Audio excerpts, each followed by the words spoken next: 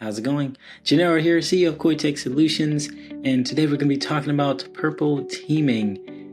Now, as we talked about in the previous lesson, red team are the attackers, blue team are the defenders, and well, if you put two and two together, you're going to get yourself, purple, right? A mixed blend where you're working together. You're trying to figure out, what actually happened. It's a collaboration overall.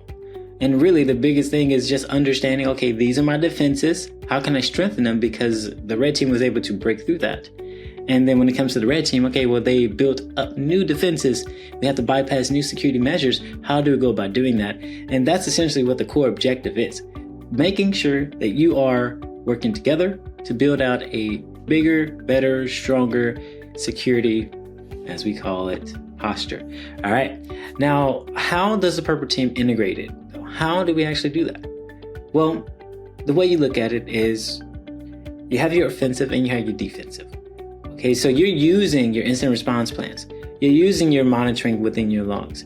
You're using the red team's ability to be very adaptable to the situation and being able to bypass in real time. Again, like we talked about with the APTs, just in a sense to kind of show, hey, we know what we're doing, right? This is more so of a black box test now. Right? But again, overall, thinking back to how can we ensure that even though the technologies and the different threats are evolving constantly, we can still put into place different routines that's going to allow us to have evaluation of different metrics as well too.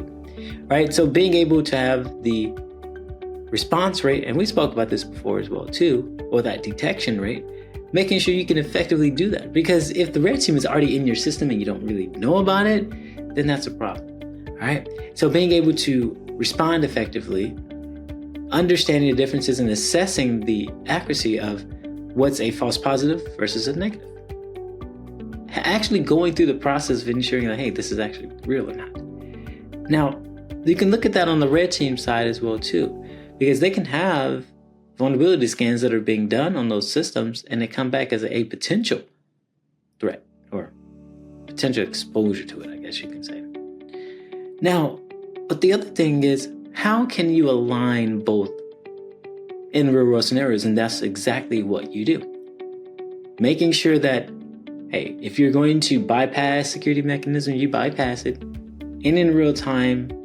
And then after the fact, when you do your lessons learned, then you can come and talk about, okay, this is what we did. This is what we did differently. How can you incorporate these new technologies?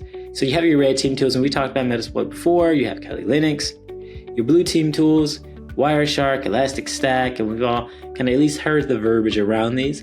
I always recommend diving a little bit more in depth, using free resources or using resources, building your own home lab to get you a better understanding of what to look out for, right? Of how to actually utilize these tools, because the skills that are required for purple teaming, it's a mix where you have to know technical. You have to know how to operate the actual operating system.